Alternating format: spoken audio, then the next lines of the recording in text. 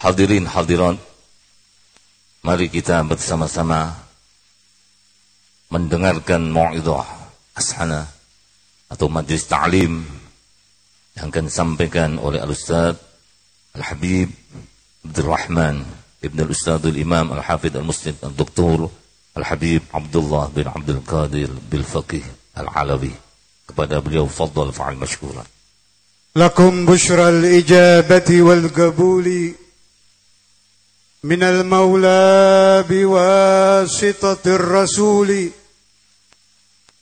دعا داعي العناية فاستجبتم وبادرتم إلى الفضل الجزيل نزلتم في مجالسنا فزادت بكم شرفا تضاعف بالنزول ألا يا مرحبا أهلا وسهلا بكم يا محب طه والبتول. السلام عليكم ورحمة الله وبركاته.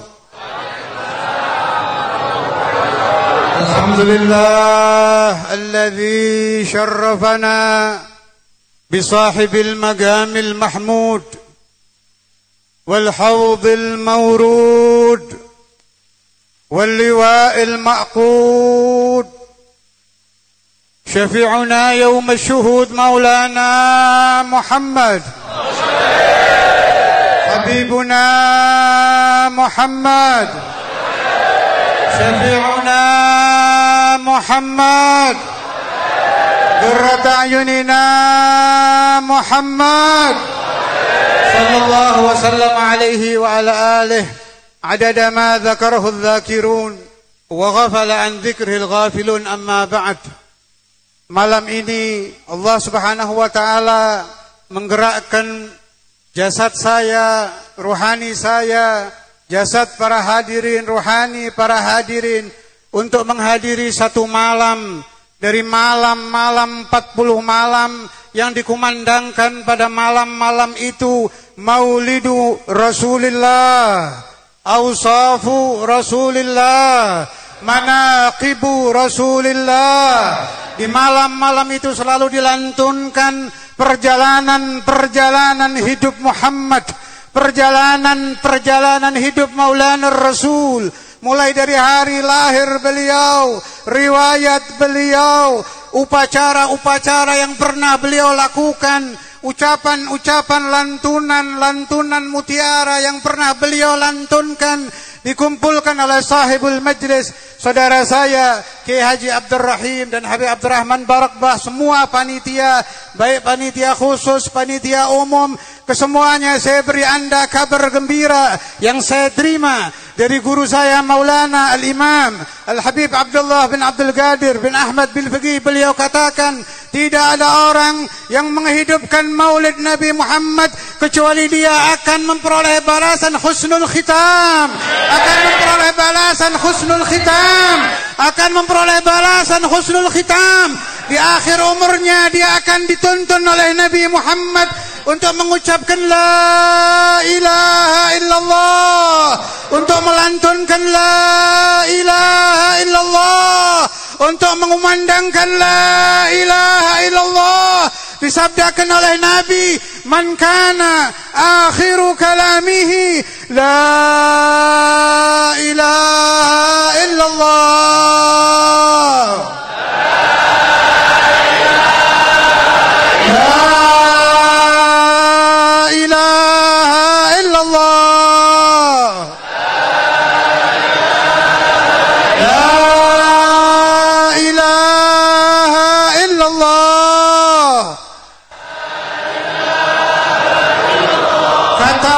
siapa yang akhir umurnya mengucapkan la ilaha illallah dakhalal jannah, dia akan masuk ke dalam surga, akan berjalan di pelataran taman surga, akan mencari di lorong-lorong surga mana yang bernama Maulana Muhammad. Engkau akan masuk di dalam taman-taman surga, akan engkau cari Badrul Budur. Di sana tidak ada orang yang mukanya hitam legam karena dosa. Tidak ada orang yang ahli zina masuk surga, saudara. Meskipun dia tobat, kalau dia tobat di dahinya kata Nabi, tetap ada catatan, tetap ada tanda ini orang dulunya ahli zina. Kalau ada orang yang hobi berzina, hadir maulid, cepat taubat, kumandakan istighfar, minta ampun kepada Tuhan, minta ampun kepada Tuhan Muhammad, kepada Tuhan Maulana Muhammad, agar diampuni dosamu, kata Al-Habib Ali bin Muhammad Al-Habashi. Waktu tobatmu adalah di bulan maulid. Kalau engkau ingin diampuni Allah, ingin diampuni dosamu, wahai ahli zina, bacalah istighfar, minta ampun kepada Allah di dalam syahrul maulid, di dalam bulan kelahiran Nabi Muhammad. Apakah anda telah tahu bahwa malam 12 Rabiul Awal jauh lebih utama daripada malam Lailatul Qadar? Ulama berpendapat, mereka katakan seandainya tidak ada malam 12, tidak akan ada malam Lailatul Qadar, tidak akan ada malam yang malamnya mustajab kalau tidak ada syahrul maulid, kalau tidak ada malam 12 Rabiul Awal. Karena itu bangkitkan kepercayaan anda. Kalau ada ajaran-ajaran sesat yang anti maulid, ada ajaran-ajaran yang mengatakan Maulana Muhammad orang biasa, hati-hati anak-anak yang sekolah, orang-orang yang kuliah, anda harus paham, diterangkan oleh ulama. Seandainya akal seluruh jagat diletakkan di sebuah timbangan, mulai zaman Nabi Adam alaihissalam sampai akhir zaman, diletakkan di sampingnya aglu Rasulullah, diletakkan di sampingnya akal Maulana Muhammad la rajahah, pasti akal Nabi jauh lebih hebat daripada akal manusia sejagat, mulai zaman Adam alaihissalam sampai akhir zaman. Kalau ada orang mengajarkan bahwa Nabi orang biasa, tolong anda hadiri majlis-majlis semacam ini agar dikupas siapa itu Muhammadur Rasulullah. Siapa itu Muhammadur Rasulullah? Siapa itu Muhammadur Rasulullah? Tidak ada wanita yang berbahagia lebih dari Sayyidatuna Aminah, ibunda Nabi. Jangan anda percaya bahwa ibunda Nabi di neraka itu ajaran sesat. Jangan anda percaya bahwa ayah Nabi di neraka itu ajaran sesat. Tidak mungkin dijaga rahim nenek moyang Nabi Muhammad daripada kekotoran. Mulai ayah beliau kana ala la ilaha illallah, kakek beliau Abdul Muttalib kana ala dini la ilaha illallah, dijaga oleh Allah Ta'ala. Kenapa? Sebab Tuhan menjaga cahaya suci. Cahaya ini dulu yang memberi pelajaran kepada para malaikat untuk bertasbih. Sebelum ada Nur Muhammad, qala Rasulullah sallallahu alaihi wasallam, kuntu nuran baina yadayillahi azza wa jal qabla an yakhluqa Adama bi alfi 'am. Yusabbihu Allah dzalika an-nur wa tusabbihu al-malaikatu bi tasbihih. Sebelum ada Nur Muhammad 2000 tahun, saudara. Dengan hitungan tahun-tahun barzah, tahun-tahun akhirat, dengan hitungan tahun-tahun surgawi. Wa inna yawman 'inda rabbika ka'alfi sanatin mimma ta'udun. Satu sama dengan 1000 tahun. 2000 tahun Nur Muhammad membaca tasbih, membaca subhanallah wa tusabbihul malaikatu bitasbih. Adanya malaikat membaca tasbih karena belajar dengan Nur Muhammad. Nur ini konon berada di perut suci Sayyidah Aminah, berada di perut suci ibunda Nabi. Anda tahu wali kutub seperti Syekh Abdul Qadir Al-Jailani, ketetesan satu tetes Nur Muhammad sudah menjadi pimpinan aulia pada zamannya, saudara. Anda mengenal Abu Bakr wa Umar wa Uthman wa Ali, sadatuna sahabah. Kesemuanya memperoleh Nur Muhammad bukan dari tetesan turunan, karena mereka melihat wajhu Rasulullah, karena mereka melihat muhayyan Nabi Muhammad. Ketika para sahabat memandang wajah suci Maulana Muhammad, memandang muka yang penuh cahaya tadi, mereka tersiram Nur Muhammad sehingga hati mereka dipenuhi pemahaman la ilaha illallah Muhammadur Rasulullah. Diterangkan oleh pendiri At-Tariqatus Sanusiyah Sayyidi Muhammad bin Yusuf As-Sanusi, beliau katakan, kenapa para tabi'in kalau mereka belajar dengan salah satu sahabat sebentar, bertemu sahabat tidak bisa menjadi tabi'in? Disyaratkan tulul mukus, lama belajar. Tetapi kalau ada salah satu sahabatu Rasulullah, kalau ada salah satu talamidhu Rasulullah yang mendapati masa-masa keemasan baginda Muhammad, yang melihat langsung seperti apa wajah Nabi, yang hanya bisa kita baca di dalam Syama'ilur Rasul, yang hanya bisa kita khayalkan di dalam khayal kita ketika kita mendengar ajaran-ajaran para pembaca kitab-kitab sirah, para pembaca kitab-kitab maulid. Tidak ada yang bisa membayangkan persis wajah Nabi, tidak bisa kecuali orang yang mendapati zamanus sahabat.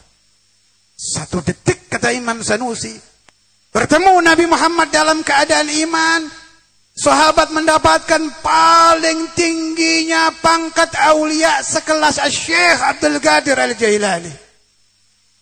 1 detik bilahzah wahidah. 1 detik mereka melihat wajah Maulana Muhammad, mereka mendapatkan pangkat suhbatu Rasulullah.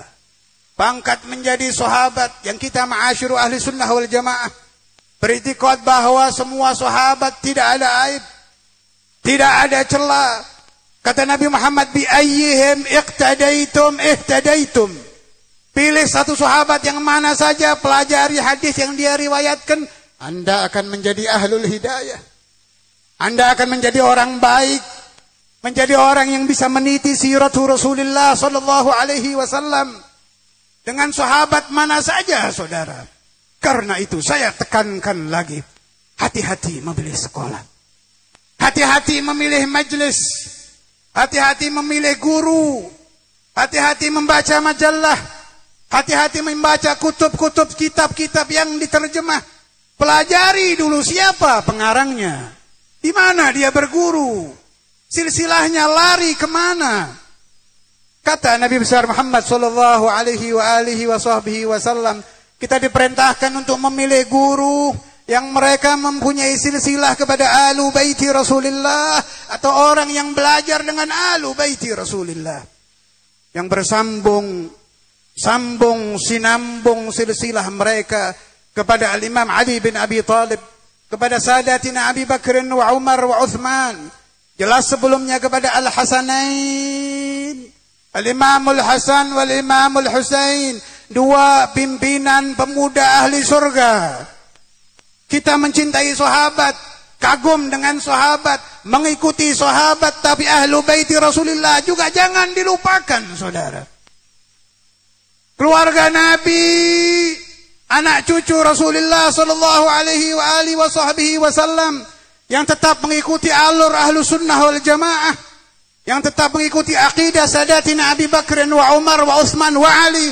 Pegang mereka, ikuti perjalanan mereka, teliti buku-buku yang dibaca oleh anak-anak Anda. Jangan-jangan di dalam rumah Anda ada putri Anda, ada putra Anda, ada istri Anda yang menyangka bahwa Nabi Muhammad wal'iyadzubillah banyak istri karena hobi kepada wanita, karena hobi seks wal'iyadzubillah. Jangan tabu mengucapkan ini, sebab ini perlu dikupas. Sayyidul Walid Al-Habib Abdullah bin Abdul Qadir Bil-Fuqih sering beliau mengatakan, siapa yang beriktikad bahwa Nabi Muhammad menikah karena mengikuti syahwat, maka dia telah keluar daripada ajaran la ilaha illallah. Saudara tahu, tidak ada nabi yang istrinya lebih banyak daripada Nabi Sulaiman bin Dawud alaihi wassalam wa ala nabiyina Muhammad afdhalus salati wassalam. Tetapi apakah Anda tahu? Pernahkah Anda pelajari di dalam akidah Ahlus Sunnah wal Jamaah, mukjizat yang terbesar yang dipunyai oleh Nabi Sulaiman, mukjizat apa? Apakah karena syaitan tunduk kepada beliau? Karena kalau beliau membangun kerajaan, jin seperti apapun tunduk. Sampai beliau mati, jinnya masih bekerja. Seandainya tongkat Nabi Sulaiman tidak dimakan oleh rayap, jin-jin yang sedang bekerja tidak tahu kalau beliau telah mati. Apakah karena harta beliau yang berlimpah, istana beliau yang luar biasa sampai orang kalau masuk menyangka bahwa yang diinjak adalah air, ternyata kaca yang tembus pandang zaman itu. Zaman itu bukan zaman teknologi seperti zaman kita. Zaman Nabi Sulaiman bin Dawud. Alaihi wassalamu ala nabina Muhammad afdhalus salati wassalam. Saudara tahu angin beliau panggil datang, beliau suruh berjalan. Binatang beliau ajak bicara. Mulai binatang kecil sampai ada di dalam Al-Quran suratun Naml. Naml yang dimaksud adalah Namlat Sulaiman bin Dawud.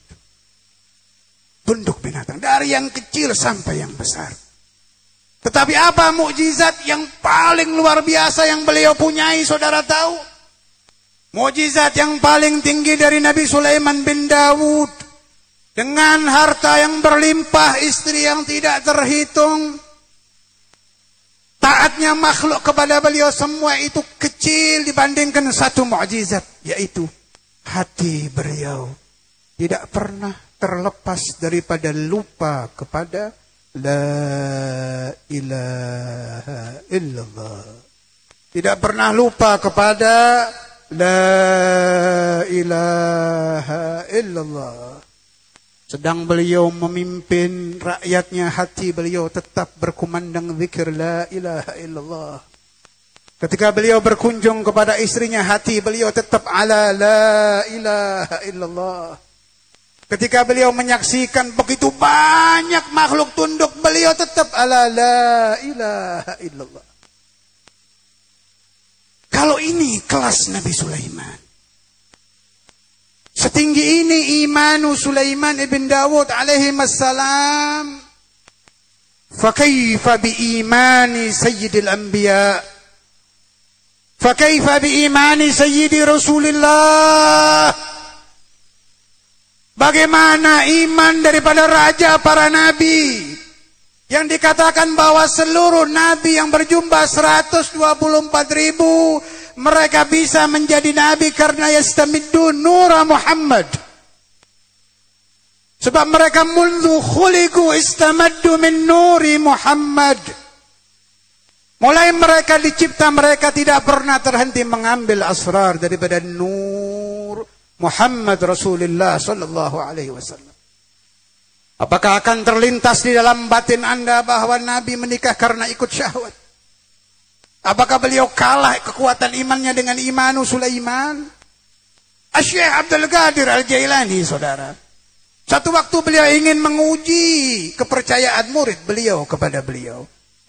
Beliau minta kepada Allah Ta'ala agar dunia diwujudkan satu ujian, satu gangguan, satu godaan yang paling dahsyat.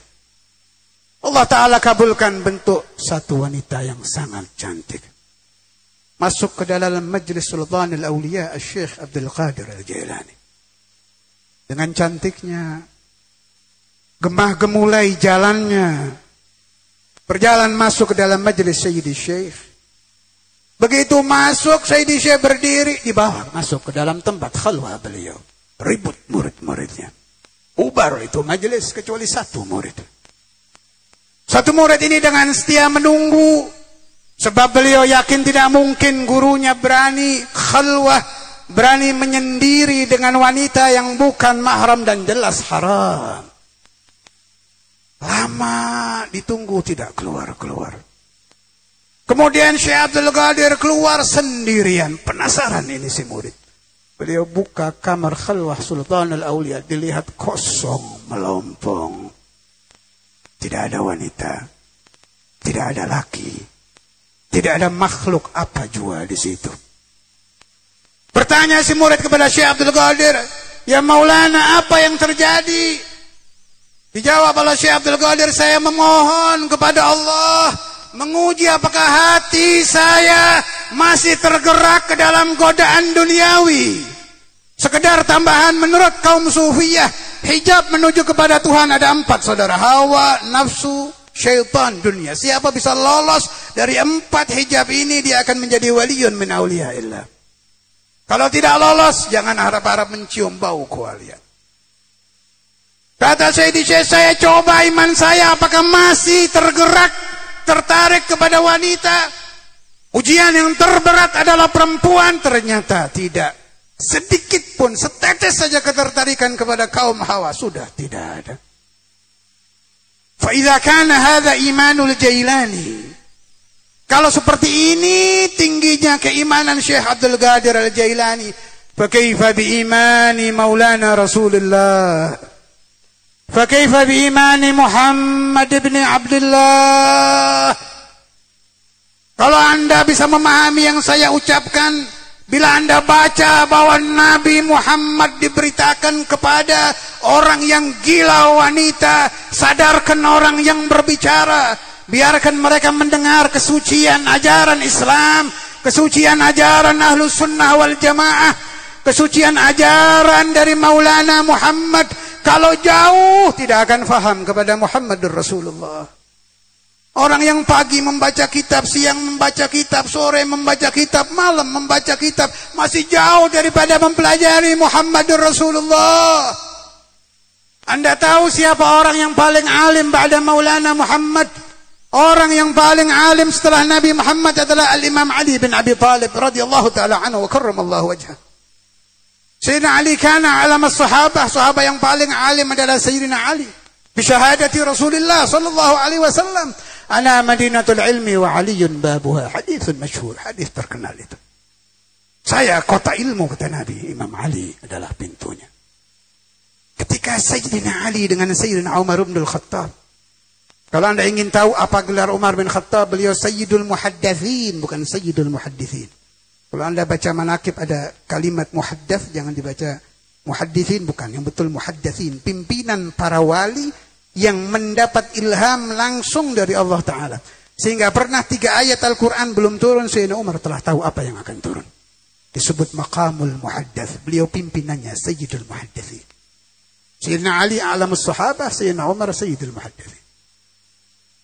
Kedua orang ini dipesan oleh gurunya, sekaligus kekasihnya, sekaligus nabinya juga rasulnya, sekaligus kiblat ajarannya Rasulullah sallallahu alaihi wasallam.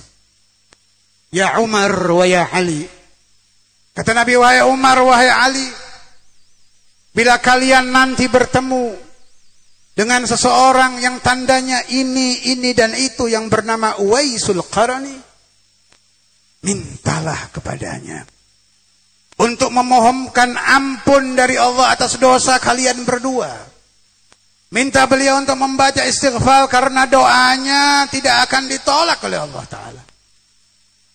Lama Sayyidina Umar dan Sayyidina Ali memikirkan pesan Nabi ini, sampai Rasulullah sallallahu alaihi wasallam meninggal, beliau masih belum sempat bertemu dengan Uwaisul Qarani.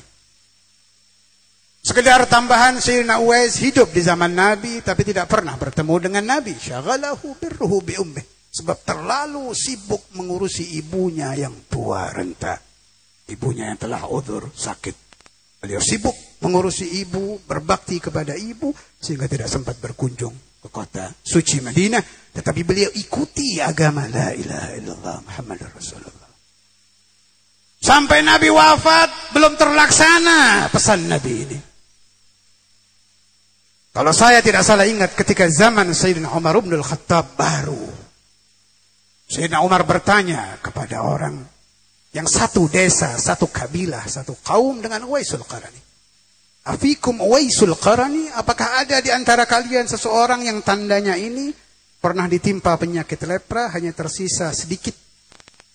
Diterangkan oleh Nabi, kulitnya seperti ini, mukanya seperti ini, ada tanda bekas penyakit lepra, yang lain hilang, tinggal seukuran 1 dirham tersisa di jasadnya. Dijawab oleh kaum itu, tidak ada wahai khalifah. Ada juga orang yang kami anggap seperti orang gila. Pekerjaannya di sisi sampah, terkadang dikejar anjing, dibikin mainan oleh anak-anak.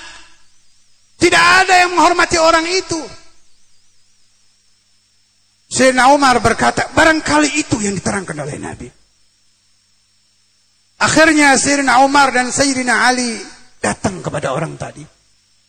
Begitu melihat keadaan Uwaisul Qarani, baka Umar bin Al-Khattab wa baka Ali ibn Abi Talib. Menangis Khalifah Umar dan Sayyidina Ali. Melihat terlalu sederhananya hidup Uwaisul Qarani. Panjang cerita ini, panjang wasiat dan nasihat yang diberikan Uwais kepada Sayyidina Umar dan Sayyidina Ali. Saya singkat saja. Sampai Sayyidina Umar dari tersentuhnya kepada kalimat-kalimat Uwais Al-Qarani sampai beliau katakan, ya laita umma Umar kanat akhir. Aduh, seandainya ibuku dulu mandul sehingga saya tidak perlu lahir di alam dunia. Terakhir yang tidak pernah saya lupakan adalah pesan daripada Uwais Al-Qarani. Ya Umar wa ya Ali. Wahai Sayyidina Umar dan Sayyidina Ali, kalian berdua tidak mengenal Rasulullah sallallahu alaihi wasallam. Tidak mengenal Nabi besar Muhammad kecuali hanya bayang-bayangnya saja katanya. Bisa Anda bayangkan saudara, orang yang paling alim, orang yang paling banyak mendapatkan ilham, tidak bisa mengenal Maulana Rasulullah, hanya sekedar bayang-bayangnya saja. Ibarat orang memasuki kota yang sangat indah, tidak bisa masuk ke dalam kota, hanya berdiri mengagumi di depan pintunya. Kalau Anda ingin tahu Nabi Anda adalah seperti ini, tidak ada duanya saudara. Di dalam keindahan muka, Nabi Allah Yusuf hanya separuhnya. Di dalam keindahan suara, Nabi Dawud hanya separuhnya. Di dalam ilmu tidak ada bandingannya. Hatinya hanya berisi la ilaha illallah. Kalau tidur, Nabi hanya memimpikan bertemu dengan Tuhan. Memang ada yang selalu dipusingkan oleh Nabi Muhammad. Ada yang selalu mengganggu pikiran Nabi Muhammad. Saudara tahu apa kata Nabi? Wahammi li ajli ummati. Yang mengganggu pikiranku adalah umatku. Apakah mereka nanti diajari oleh ulama-ulama Dajjal? Apakah mereka nanti di akhir zaman ajaran agama akan dipalsukan? Apakah mereka nanti kalau meninggal ala husnil khatimah? Apakah mereka nanti bisa melewati siratal mustaqim? Apakah mereka nanti bisa minum telaga al-haud dari tangan suci Maulana Muhammad Rasulullah sallallahu alaihi wasallam? Allahumma ya Rabbi ya Allah, saya minta kepadamu bibarakati layalil maulid, bibarakatil Habib Ali bin Muhammad al-Habashi, bibarakati maulidi Rasulullah, bibarakati simtid durar, bibarakati rijalillah, bibarakati ahli baiti Rasulullah, bibarakati ashabi Rasulullah, bibarakati Maulana Muhammad, bibarakatika ya Allah, bibarakatika ya Allah, bibarakatika ya Allah. Saya mengemis kepadamu ya Allah ya Rabbi. Berikan hidayat kepada semua yang hadir di majelis ini. Berikan hidayat kepada keluarganya, kepada anak istrinya, kepada keluarga-keluarga para tokoh-tokoh kita, terutama tokoh-tokoh agama dan negara. Beri mereka semua hidayat agar mereka mau mengajarkan as-salah, agar mereka mau mengajarkan as-salah, agar mereka mau mengajarkan akidah Ahlus Sunnah wal Jamaah. Kita selalu terkenang bahwa terakhir yang diwasiatkan oleh Nabi Muhammad ketika beliau meregang ajal adalah as-salah, as-salah.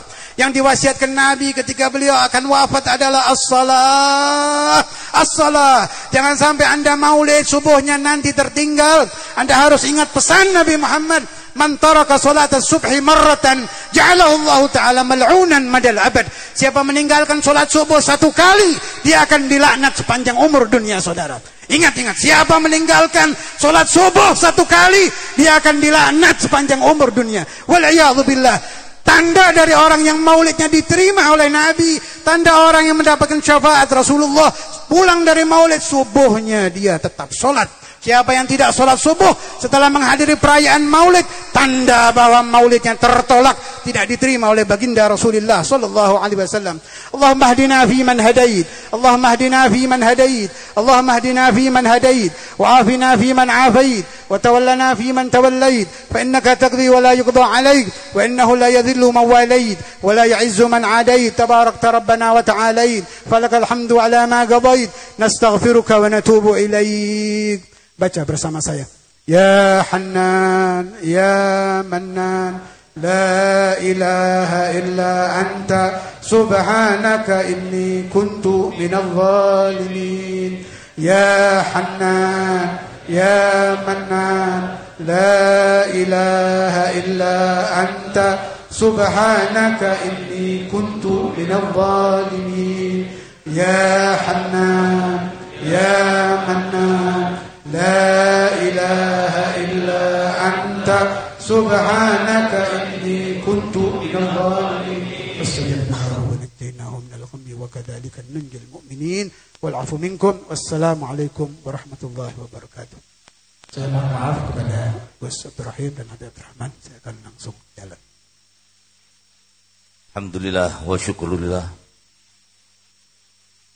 Apa yang disampaikan Mau'idhah Hasanah tadi seakan-akan hidup kembali rohaniyah guru kami semuanya.